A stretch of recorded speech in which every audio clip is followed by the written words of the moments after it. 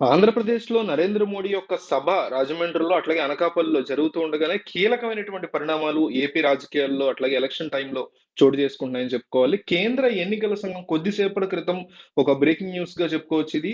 హరీష్ కుమార్ గుప్తా 1992 బ్యాచ్‌కి సంబంధించినటువంటి వ్యక్తిని కేంద్ర ఎన్నికల సంఘం ఆంధ్రప్రదేశ్‌కి డీజీపీగా నియమించింది. సరిగ్గా ఆల్రెడీ ఉన్నటువంటి రాజేంద్రనాథ్ రెడ్డిని డీజీపీగా ఉన్నటువంటి రాజేంద్రనాథ్ రెడ్డిని తొలగించి దాదాపు 12 గంటలు కూడా అవ్వలేదు. ఈలోపే వెంటనే 24 గంటల్లో అనుకోవచ్చు పోనీ. 24 గంటల్లో వెంటనే కొత్త వ్యక్తి నియామకం చేయగలిగింది ఎలక్షన్ కమిషన్. ఇది తెలుగుదేశం పార్టీకి ఒక పాజిటివ్ అంశంగా చెప్తున్నారు రాజకీయ విశ్లేషకులు. అయితే హరీష్ కుమార్ గుప్తా వచ్చి రాగానే ఒక బిగ్ నిర్ణయం తీసుకున్నారు. దాని గురించి చెప్తాను. దానికంటే ముందు రాజేంద్రనాథ్ రెడ్డి ఉన్నంత కాలం కూడా వైసీపీకి అనుకూలంగా పనిచేశారని తీవ్రంగా ఆరోపిస్తూనే వచ్చింది తెలుగుదేశం పార్టీ.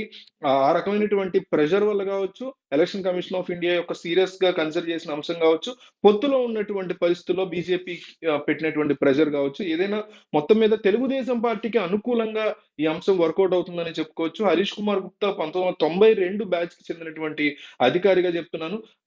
ఆయన ఆంధ్రప్రదేశ్ రాష్ట్రానికి సంబంధించినటువంటి అనేక అంశాల్లో ఆయనకి ఫుల్ గ్రిప్ ఉందని, ముఖ్యంగా వైలెన్స్ ని ఆయన ఇమ్మీడియట్ గా అరికట్టబోతున్నారు అంటూ కూడా మనకి ఎక్కువగా వార్తలు వినిపిస్తున్నాయి. వైలెన్స్ విషయంలో ఆయన చాలా స్ట్రిక్ట్ గా ఉంటారు. ఇన్నాళ్ళు ఆ, శాంతి భద్రతలకు సంబంధించినటువంటి అంశంలో తనకి ఫుల్ గ్రిప్ రాలేదనే ఫీలింగ్ లో ఉన్న ఆయన అడుగు పెట్టగానే, ఆయన ఏదైతే ఆంధ్రప్రదేశ్ కి డీజీపీకి అడుగు పెట్టారో, పెట్టగానే వైలెన్స్ కి సంబంధించినటువంటి అంశాల్లో ఆయన బ్యాక్ టు బ్యాక్ ఆ ఆర్డర్లు ఇవ్వటం మొదలు పెట్టారని, ఇప్పటికే ఏ జిల్లాకు సంబంధించినటువంటి ఎస్పీ కావచ్చు, ఐజీలు కావచ్చు, వీళ్ళెవ్వరూ కూడా వైలెన్స్ ని ఎక్కడా కూడా ట్యాకిల్ చేయొద్దు, హ్యాండిల్ చేయొద్దు, మీరు అంటే ఐ మీన్ యాక్సెప్ట్ చేయొద్దు, మీరు చాలా సీరియస్ గా దీని మీద నడుం బిగించాల్సిందే, ఏ పార్టీకి సంబంధించిన వాళ్ళైనా మనకు అనవసరం, ప్రజలకి ఇబ్బంది కలగనటువంటి పరిస్థితిలో పీస్‌ఫుల్ ఎన్వైర్న్‌మెంట్‌లో, ఎందుకంటే 1 వీకే ఉంది మనకి ఎలక్షన్‌కి. సో, ఇప్పటి నుంచి ఈ కథనం మొత్తం సిద్ధం చేసుకోకపోతే ఎలక్షన్ టైంకి రకరకాల గొడవలు, తెలుగుదేశం పార్టీకి సంబంధించిన వాళ్ళు రౌడీ మూకలుండొచ్చు, వైసీపీకి సంబంధించిన వాళ్ళు రౌడీ మూకలుండొచ్చు,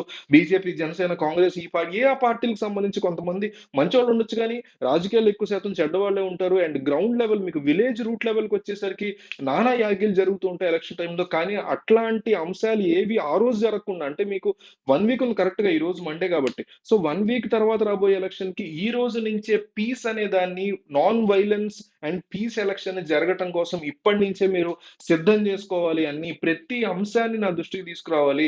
ఒక చిన్న వైలెన్స్ యాస్పెక్ట్ జరిగినా దాన్ని ఈ మాత్రానికి డీజీపీ వరకు వెళ్ళడం ఎందుకన్నట్టు మీరు వదిలేయకూడదు.